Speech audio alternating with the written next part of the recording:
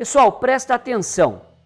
O que é que acontece com a injeção original, né, dos veículos? Aquela injeção que vem de fábrica, né? Muita gente está tendo problemas e às vezes não sabe como resolver. Ah, Eduardo, tô com um problema aqui, mas eu montei minha oficina agora, ainda não comprei scanner. Calma. Eu sempre falo, inclusive no nosso curso de mecânica, nós temos um curso, né, de mecânica de automóveis, aquele cara que quer se especializar ou aquele que quer aprender uma profissão nova. Nós temos esse curso e lá no curso eu falo, o scanner, ele ajuda, mas ele não resolve os seus problemas. Se você não souber usar o scanner, ele até atrapalha, tá? Porque você vai lá, vai passar o scanner, ele vai dizer, olha, a sonda lambda tá com problema. Você vai lá e coloca a sonda lambda nova e vai acusar o mesmo defeito, né? Às vezes o problema está onde? Às vezes o problema está no bico injetor. O bico injetor está travado, está lavando de combustível o carro, né? Ou está esguichando mais, né? Mandando mais combustível do que deveria ou menos do que deveria. A sonda marca errado, porque só tem uma sonda lá na união na saída do escapamento. E aí vai dizer o que para você? Ó, a sonda está com defeito, ela está tentando corrigir e não consegue, tá? E aí o scanner avisa, te acusa o problema de sonda. E o problema não está na sonda, o problema está num bico injetor, por exemplo, ou ainda num sensor de temperatura. Mas às vezes o cidadão foi lá e olhou a sonda, né? Viu a sonda travadona lá, já foi lá e já quis trocar a sonda. E às vezes ele não viu que o sensor de temperatura está fora da faixa de trabalho.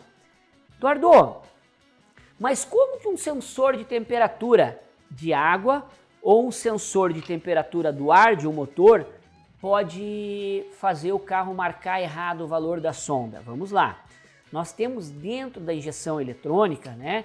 Nós temos os vários mapas. E a injeção eletrônica original, diferentemente de uma injeção eletrônica programável, né? Tipo uma Ingepro, uma Futec, uma Pandu, uma Hardware, a injeção original, ela tem vários mapas e ela troca nesses mapas durante o funcionamento de acordo com a sua necessidade do funcionamento, perfeito? Então, o que acontece? Eu tenho lá dentro do mapa de correção por temperatura do ar, aonde esse carro foi calibrado numa temperatura média ambiente aí dos seus 30 graus, e por um acaso ele não queimou, mas ele está marcando errado, ele está marcando lá dizendo que está com 5 graus a temperatura do ar, tá?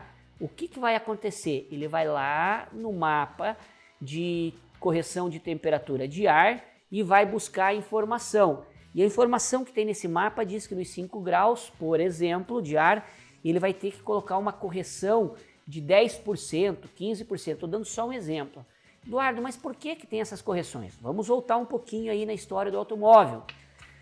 Antigamente nós tínhamos os carros carburados, o carro carburador tinha o afogador, né? O afogador, você puxava o cabinho do afogador aqui, né? A manopla interna no carro, o cabo lá no carburador, em cima do carburador, fechava uma borboleta.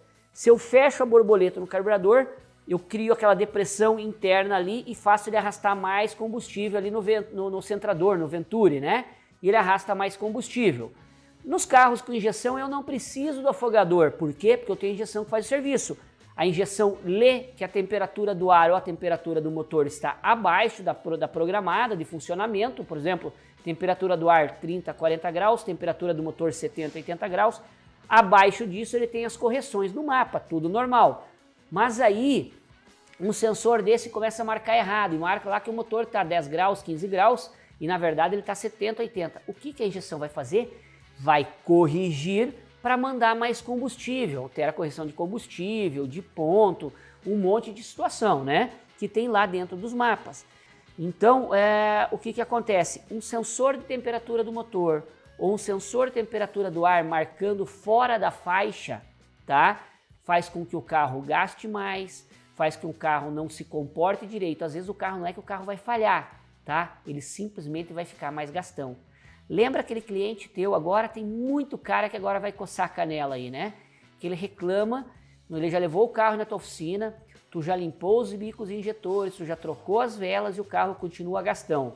Você já passou o scanner e não aparece anomalia nenhuma, mas você fez esse scanner trabalhar em tempo real e observou item a item, temperatura do motor, temperatura do ar, todos os parâmetros para saber se estava marcando certo ou errado?